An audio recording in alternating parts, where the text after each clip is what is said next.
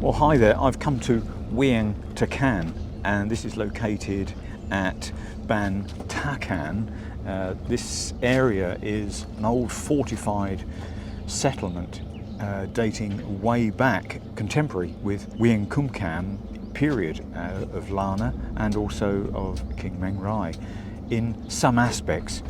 Well, we're actually at Wat Klang sub-district of San Pa Tong, and this is a part of Chiang Mai province, and we're currently about 40 minutes south of Chiang Mai on the main 108 road that leads from Chiang Mai down to Doi Intanon.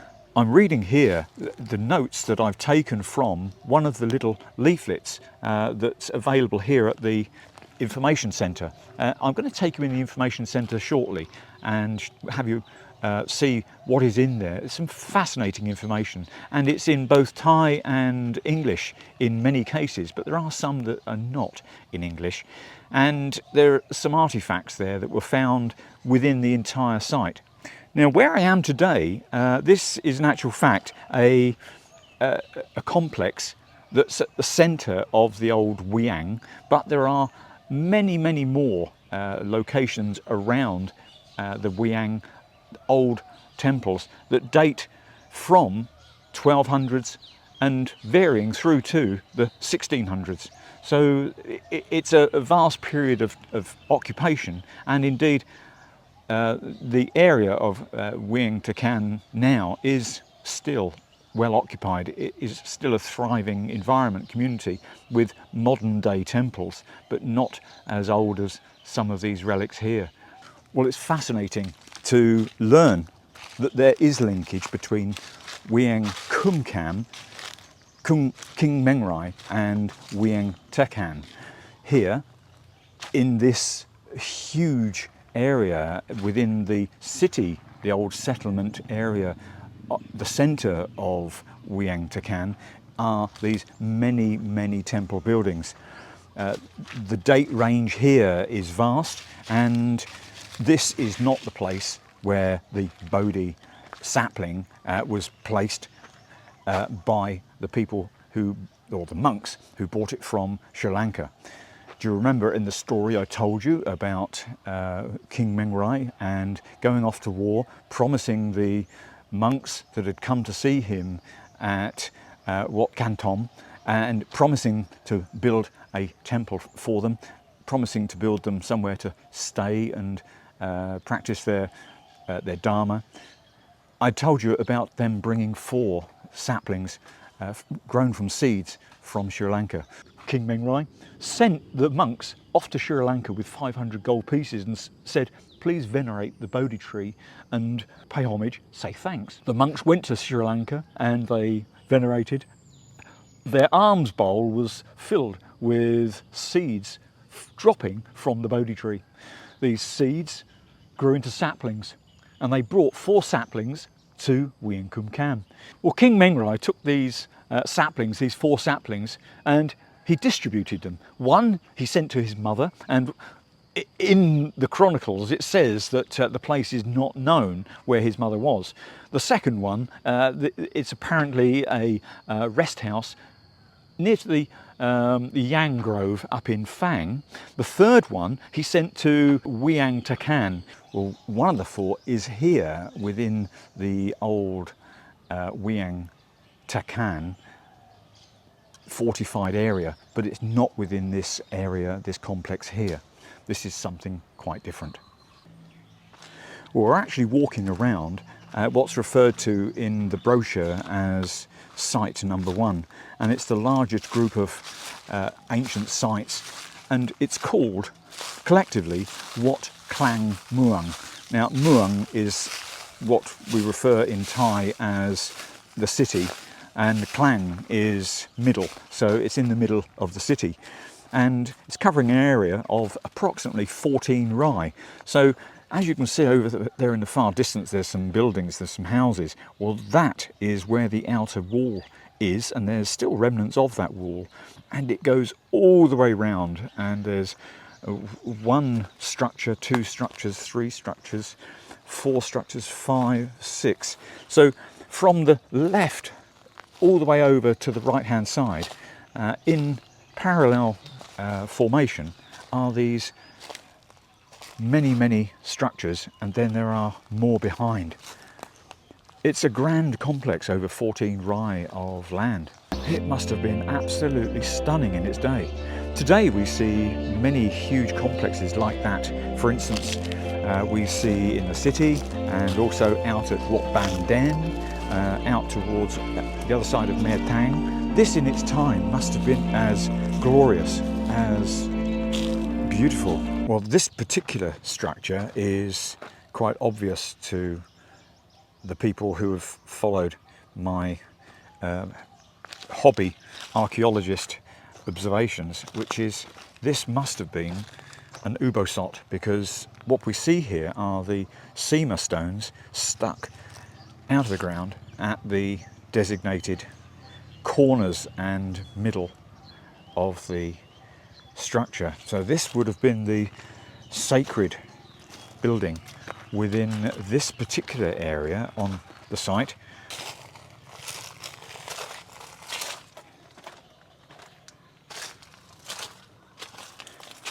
This wonderful entrance into this main arena, this main complex. Here we see a beautiful vihar with pillars holding a roof, and at the far end a wonderful chedi. And if we go over to the right here, we have the ubosot.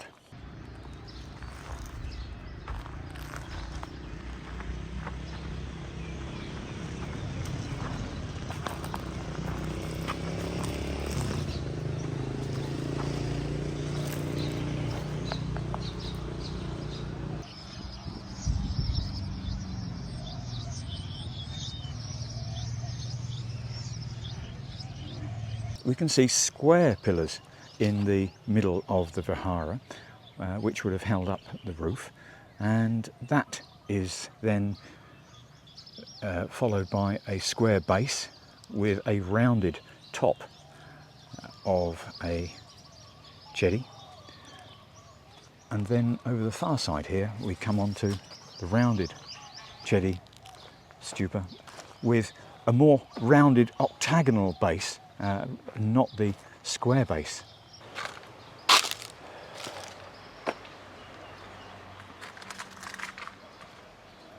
Once again in through an archway, a doorway, and these huge pillars that would have held a roof. An interesting line of stones across 3/4 of the way down there, with then a change of from square to rounded pillars. Wow. These little things must mean a hell of a lot to people back in the day.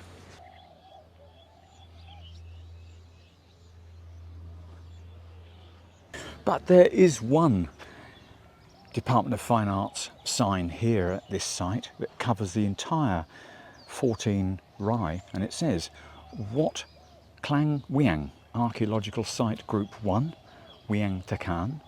And it says the name of this archaeological site cannot be found in any ancient records.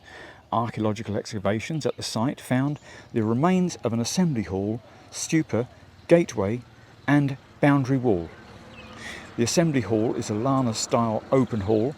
It has a multi-tiered receding roof with a double roof on each side, tiled with flat clay tiles. Wow. The stupa has an octagonal shape and a round bell-shaped dome. The assembly hall and stupa are encircled by a boundary wall with a gateway. It is thus assumed that this group of historic buildings was the grand hall of the temple. Based on the art style and important artifacts such as Hariphunchai votive tablets, stucco reliefs of phoenix and Chinese wares, it is assumed that this site probably served as a religious place since the late Hariphunchai period, that's 1,100 to 1,200 years ago, and had undergone various restorations until the Lanna period, 500 to 700 years ago. So here we have the usual 3 QRs, one Thai, one I think that's Japanese, and then one English QR to go off and look at the video on YouTube. Well, smart ass observationist here, I've just seen there from the Department of Fine Arts a list of what they found here, and it's very, very simple. It's too simple for my liking, and indeed they don't even mention the ubosot. So once again, thanks very much for the words, but they don't go quite far enough, Department of Fine Arts. It needs to be a little bit more. And that's why it's so useful when you come here to come and have a look at the little pieces of information in the museum. And on the way in, you can see there are here some little brochures here you can pick up, and there is another one here. So there's maps of the area and some details, but it's all in Thai, but you can translate it with Google. And there's a lovely map here of the entire Wiang around here, and you can see the green line there. Well, it suggested that maybe the Wiang actually came round here as well, but this has now become very, very developed, and therefore much of the old wall moat embankment has gone. But there's still some nice sites. They actually mention here 11 sites, and we'll cover those in the forthcoming videos. It's a very interesting read through here, and it talks about the linkage between King Mengrai and his dynasty, and talks about Hariphunchai and also a white crow. That's a fantastic story. Another white bird. Anyway, let's go in.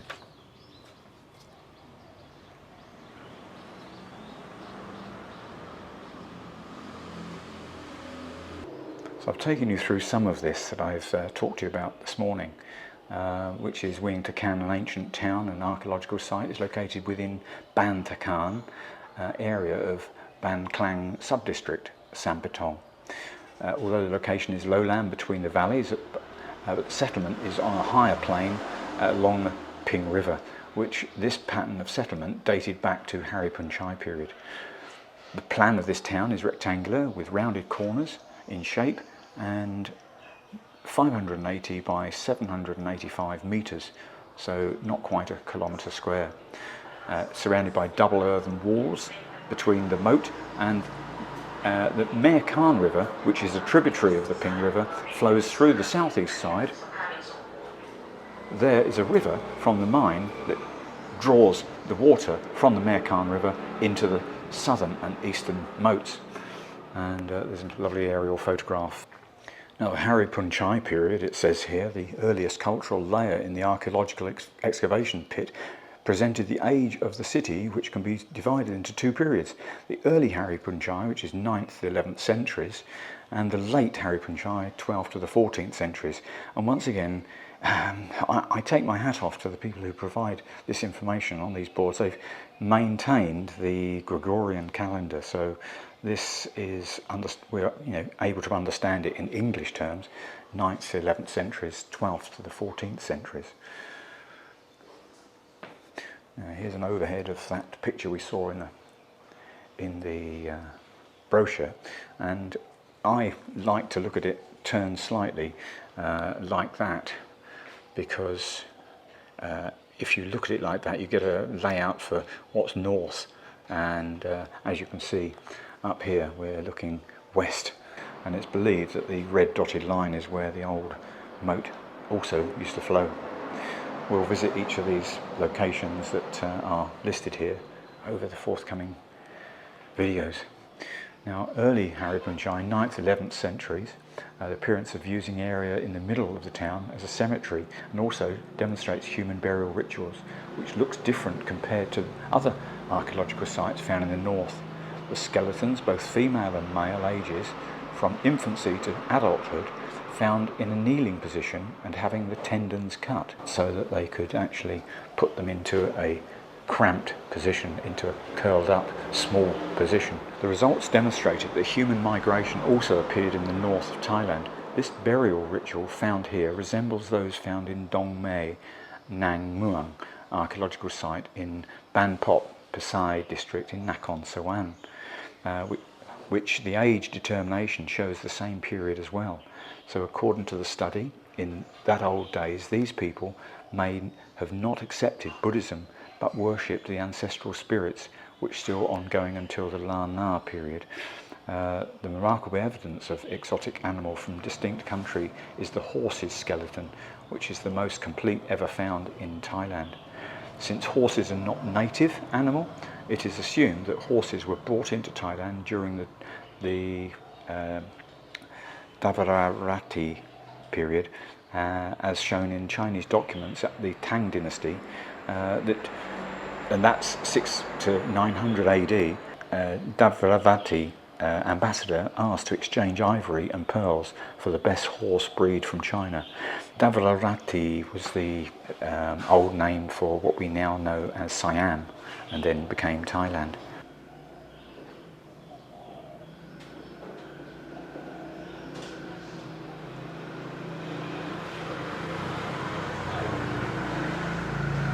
The late Hariphunchai period, 12th to 15th centuries, people still believed in ancestral spirits.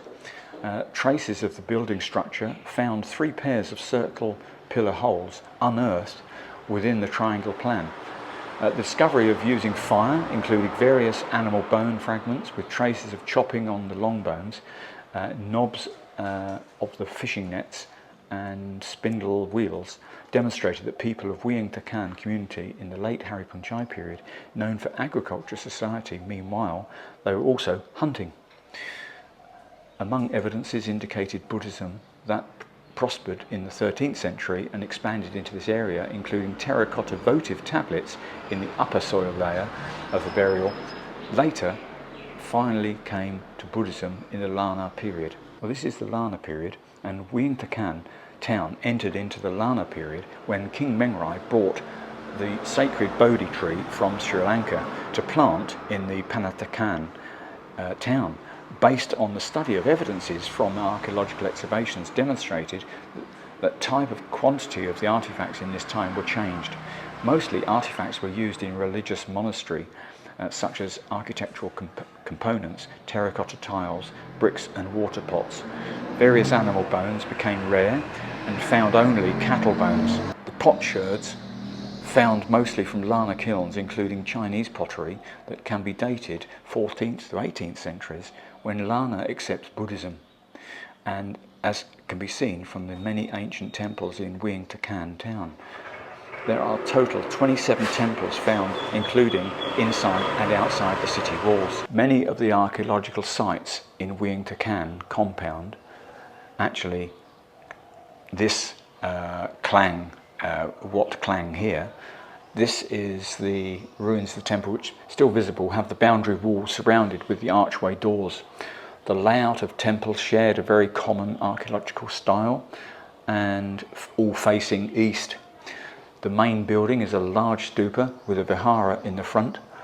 The temple consists of 2 parts, the Buddhavas and the Sankhavas. And from the stuzi, that's another new word to me, of the bell-shaped stupa found Wiang Tha Kan compound, most of them are in the form of bell-shaped stupa. Well, this wonderful jar, vase, is playing an important part in the writings that I've seen here.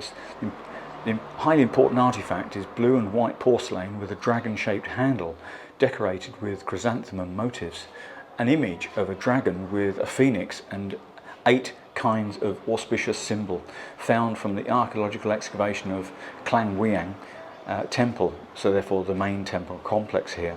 This porcelain is a height of 38 centimeters, produced from Jingdenzhen kiln in Jiangxi province.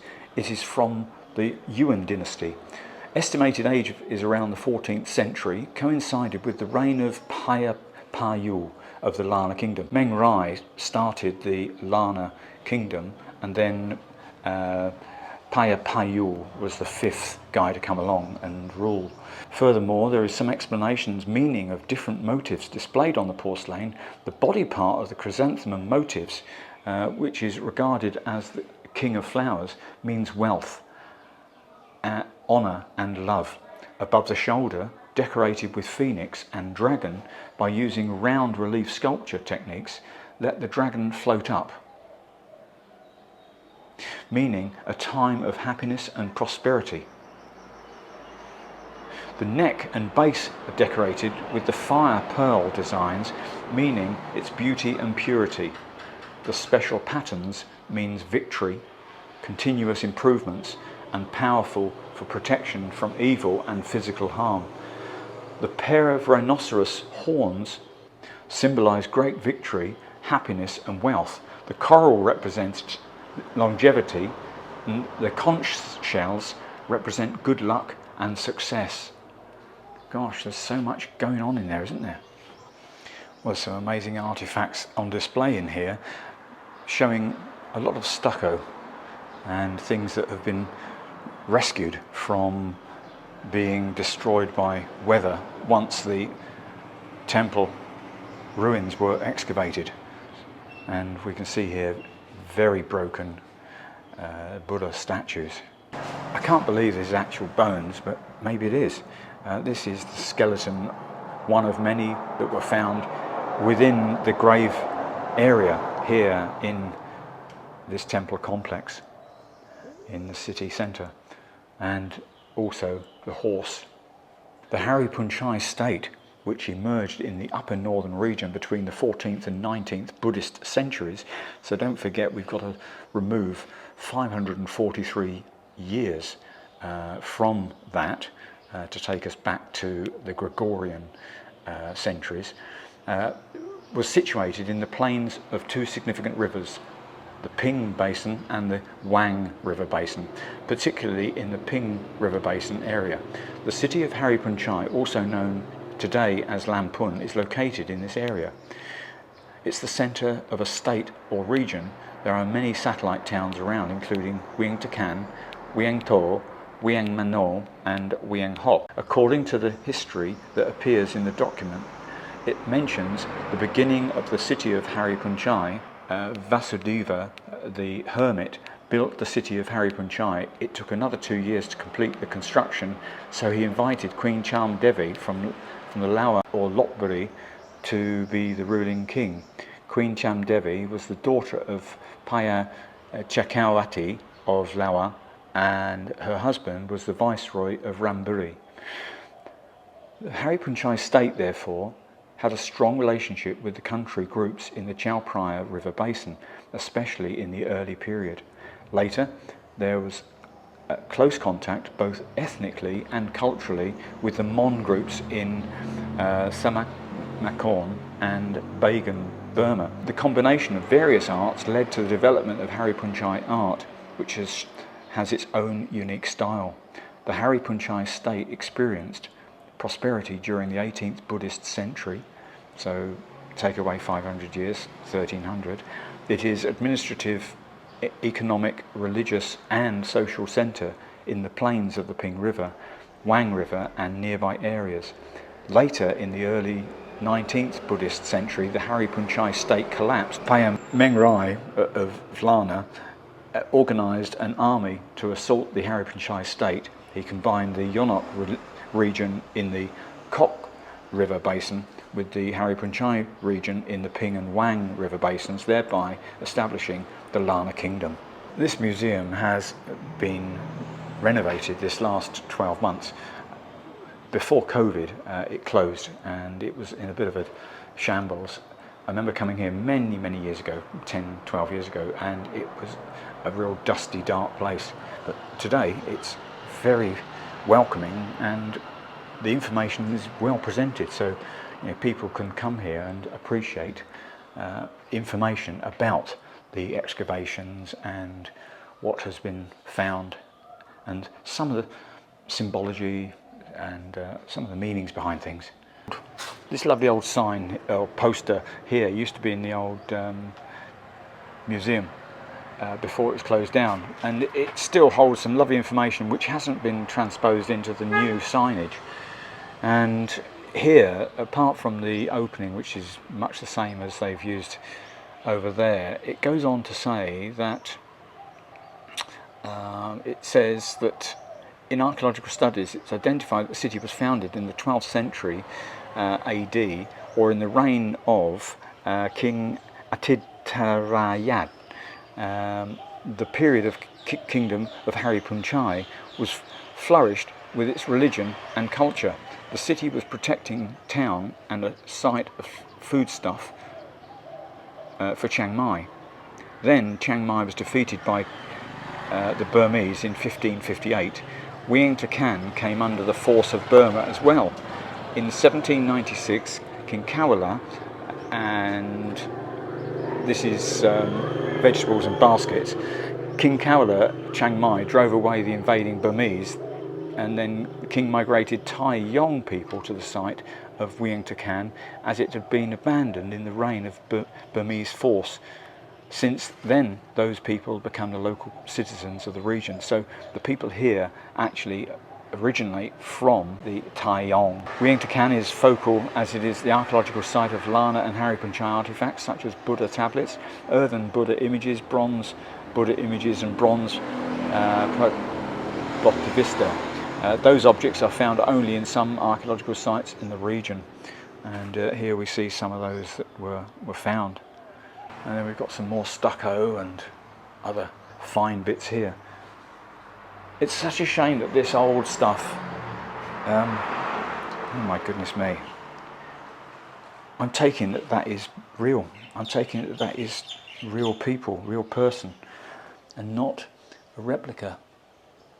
Oh my gosh.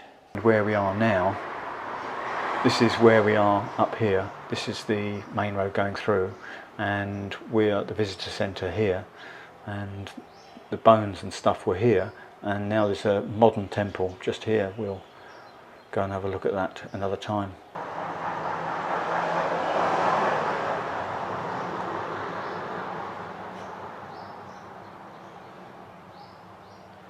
It's such a shame this didn't make it through to the new place, but as in the colour and also the detail, the definition. Yeah. Well, this image here reminds me of a visit to this place back in 2024, one evening over Loy Krathong. Di and I came here and had a walk around and looked at the activities that were going on here, the celebrations. There was a huge stage show, processions, and talking about presenting the history of Wiang Tha Kan, and showing, you know, the progression of time, the procession of time, and including Mengrai's arrival as well. And it was a very beautiful evening. It was a very nice evening. See you in the next video. Take care. Bye-bye. การเวียงเก่า งามเหล่า นารีบุปผา งามวัฒนธรรม ล้านนา งามตาเกษตร อุตสาหกรรม